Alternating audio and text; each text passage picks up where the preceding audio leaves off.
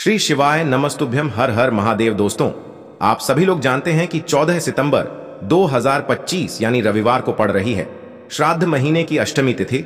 और दोस्तों, ये वो तिथि है जो पितृपक्ष महीने में पड़ने वाली सबसे बड़ी तिथि है, क्योंकि यह रविवार के दिन पड़ रही है और इसका बहुत ही बड़ा और विशेष महत्व होता है। पूज्य गुरुजी ने कहा है, अगर कभी भी मौका लग जाए और पितृपक्ष महीने की अष्टमी तिथि रविवार को पड़ जाए तो आप लोगों को 11 चावल के दाने वाला उपाय तो अवश्य ही करना चाहिए। इन दोनों का संयोग बहुत ही कम आता है। और दोस्तों, पूज्य गुरुजी ने अपनी शिव महापुराण की कथा में बताया है, इस दिन आपको 11 चावल दाने वाला उपाय तो अवश्य ही करना चाहिए, क्योंकि ऐसा दिन पूरे साल में सिर्फ एक ही बार आता है। और दोस्तों, आप सभी लोग जानते हो कि रविवार अष्टमी का अगर सबसे बड़ा कोई उपाय है तो वो 11 चावल दाने वाला उपाय है। तो दोस्तों, इस रविवार के दिन आप लोगों को इस 11 चावल के दाने वाले उपाय को जरूर करना है। बहुत सारे लोग होंगे जिन लोगों ने इस उपाय को न किया हो, मतलब पूरा साल निकल गया और उन्होंने किसी भी दिन इस 11 चावल दाने वाले उपाय को न किया हो। पर दोस्तों, आपके पास एक आखिरी मौका बचा हुआ है, जो कि 14 सितंबर के दिन है। तो इस दिन आप लोगों को इस वाले उपाय को जरूर कर लेना है। भले ही आपने पूरे साल भर इस उपाय को ना किया हो, पर अगर आपने इस पितृपक्ष महीने के अष्टमी के दिन अगर इस वाले उपाय को कर लिया तो आपको इस उपाय को करने का वो फल मिलेगा जिसकी आपने कभी कल्पना भी नहीं करी होगी। इसीलिए आप लोग इस वाले उपाय को एक बार जरूर कर लेना, ताकि आप लोगों के हाथ से यह मौका ना जा सके और आपको इस उपाय को करने का फल मिल सके। दोस्तों, ये उपाय पंडित जी ने अपनी अभी की ही शिव महापुराण की कथा में बताया है, जिस उपाय को आज हम आपको बहुत अच्छे से समझाने वाले हैं। इस वीडियो को देखने के बाद इस उपाय को समझने के लिए आपको कोई और वीडियो को देखने की जरूरत नहीं पड़ेगी। तो चलिए दोस्तों, उपाय को शुरू करते हैं।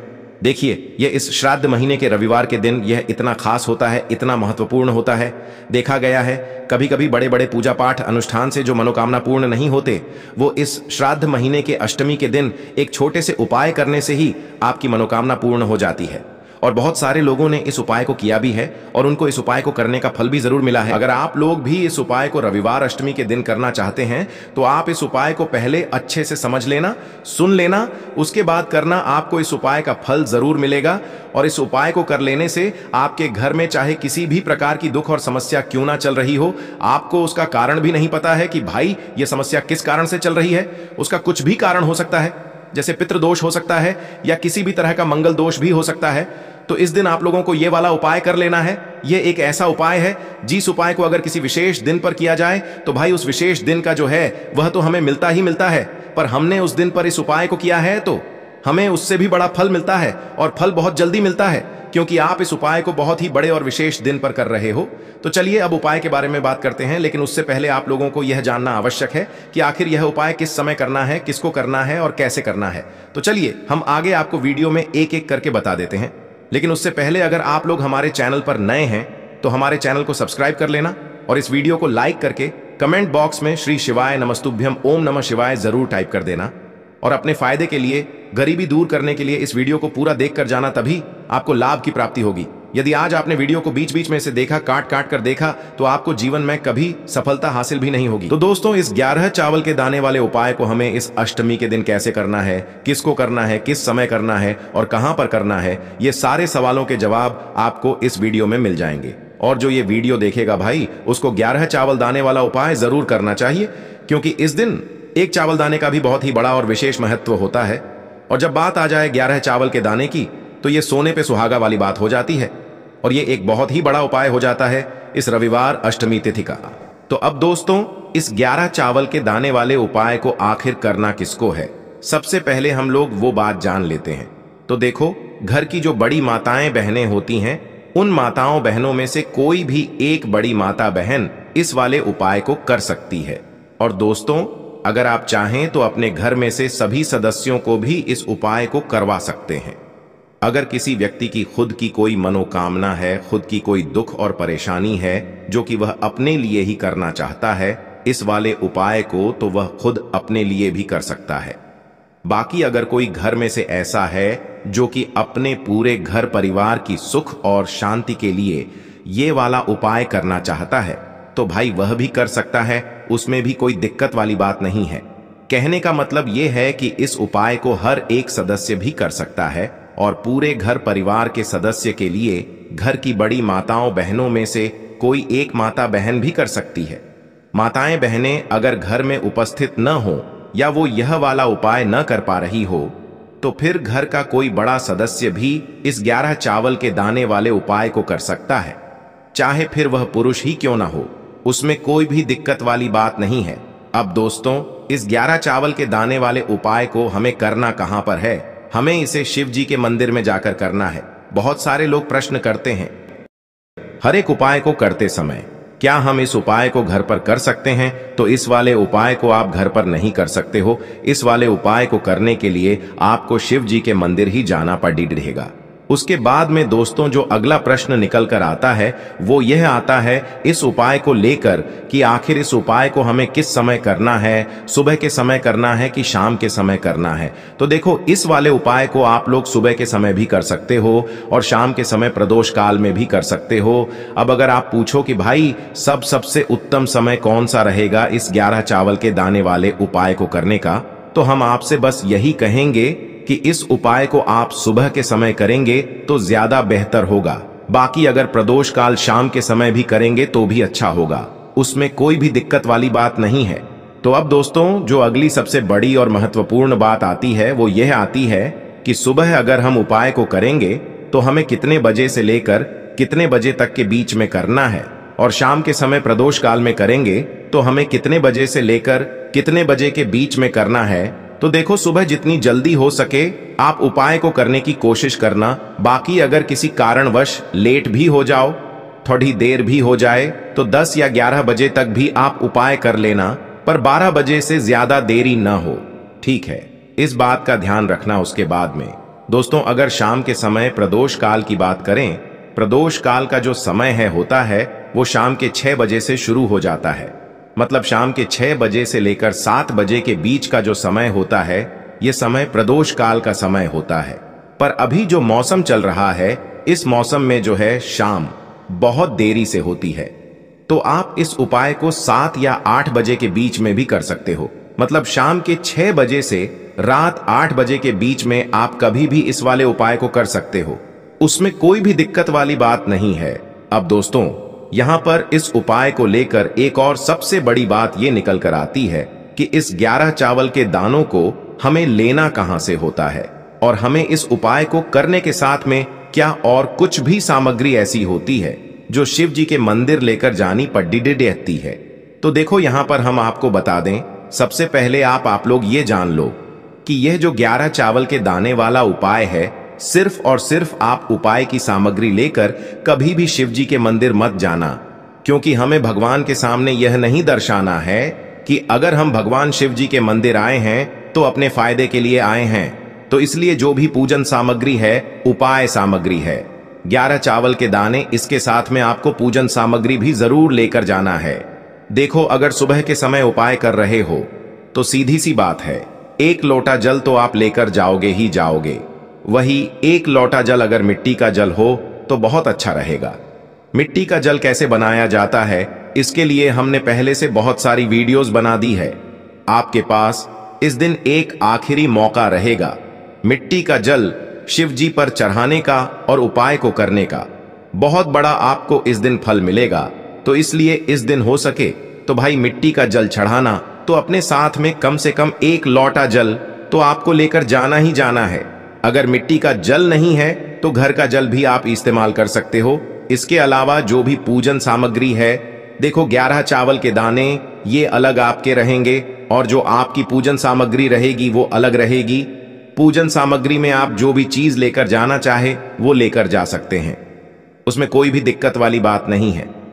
वहीं अगर हम बात करें शाम के समय की, तो शाम के समय शिव जी पर जल नहीं चढ़ता है, इसीलिए शाम के समय आप लोग एक दीपक तैयार कर लें जो कि गोल बत्ती का आटे का शुद्ध देसी गाय का घी का होगा, है ना?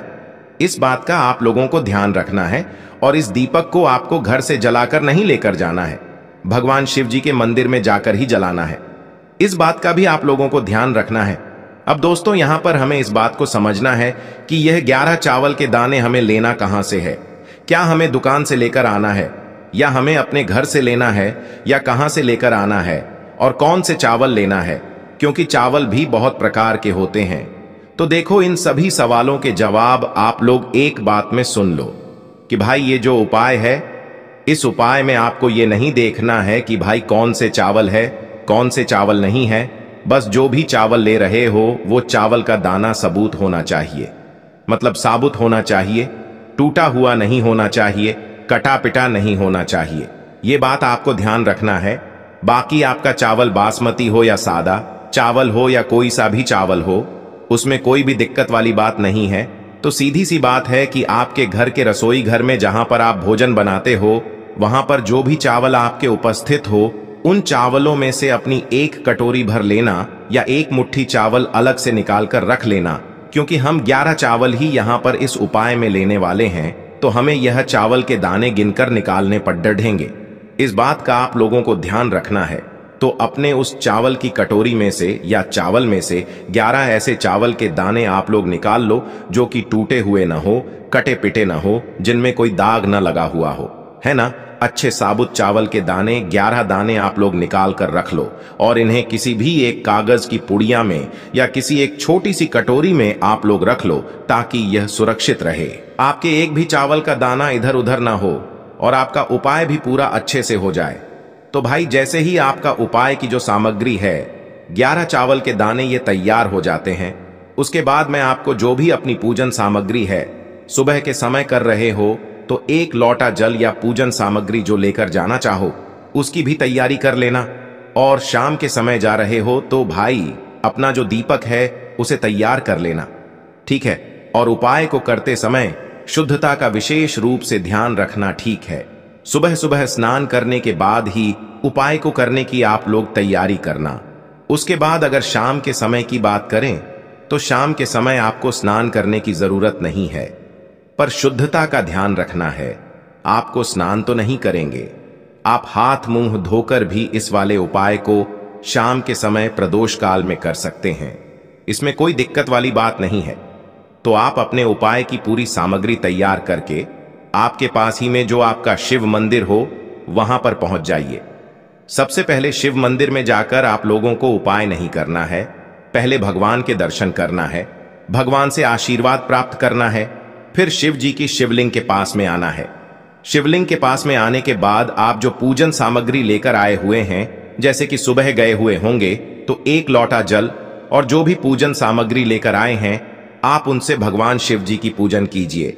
सबसे पहले तो 1 लोटा जल ही चढ़ेगा, उसके बाद में आपकी पूजन सामग्री चढ़ेगी। उसके बाद में अगर दोस्तों शाम के समय अगर आप इस उपाय को कर रहे हो तो अपने साथ में कम से कम एक जो दीपक है गोल बाती का जो आप अपने साथ में लेकर गए हो, उस दीपक को मंदिर में जाकर अपनी माचिस से जलाना है और उस दीपक को शिवलिंग के पास में रखना है, ठीक है। इस दीपक को रखने के बाद ही आप लोगों को अपना ये वाला उपाय शुरू करना है। और दीपक को ज्यादा पास में मत रखना, वैसे भी गर्मी पड़ रही है, भगवान शिव जी को आंच नहीं लगनी चाहिए, है ना।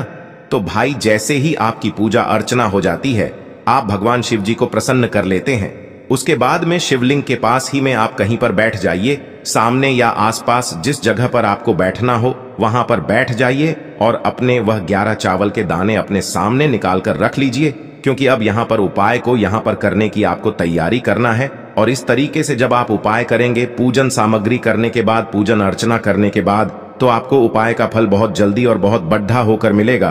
तो अपने 11 चावल के दाने अपने सामने निकाल कर रख लेना। और यह जो उपाय है यह आपकी सीधे हाथ की हथेली से होगा, इसलिए इस बात का भी विशेष रूप से ध्यान रखना है। तो सीधे हाथ की हथेली का प्रयोग करके ही आप लोग अपना इस वाले उपाय को करना। अपने सामने जो भी आपकी कागज की पुड्डियां है उसको खोल कर रख लो, या कटोरी है तो भाई उसे अपने सामने रख लो और अपने वह 11 चावल के दाने निकाल लो, ठीक है। उसके बाद में दोस्तों अब आपको क्या करना है कि शिवलिंग आपके सामने होगी, तो आपने वह 11 चावल के दाने एक एक करके आपको शिव जी के शिवलिंग के ऊपर चढ़ाना है। कहां पर चढ़ाना है? शिवलिंग के ऊपर चढ़ाना है और कहीं पर भी नहीं चढ़ाना है। आपको अपने हथेली से तो शिवलिंग के ऊपर चढ़ना है, भले ही फिर वो अपने आप जलाधारी पर गिर जाए या मतलब वहीं पर गिर जाए, उसमें कोई दिक्कत वाली बात नहीं है, पर आप चढ़ाओ शिवलिंग के ऊपर ही। तो आपको क्या करना है, अपना पहला चावल का दाना उठाना है, श्री शिवाय नमस्तुभ्यम बोलना है और शिवलिंग पर चढ़ा देना है। इसी तरीके से दूसरा चावल का दाना उठा है, शिवलिंग पर चढ़ाना है और मंत्र बोल देना है। और फिर तीसरा चावल का दाना उठाना है, श्री शिवाय नमस्तुभ्यम बोलना है और चढ़ा देना है। इसी प्रकार से आपको पूरे 11 चावल के दाने एक एक करके शिव जी के शिवलिंग के ऊपर चढ़ाना है और भगवान से प्रार्थना करते जाना है। मतलब प्रार्थना तो आपको आखिरी में करना है, पर हर एक चावल के दाने को चढ़ाते समय श्री शिवाय नमस्तुभ्यम जरूर बोलना है।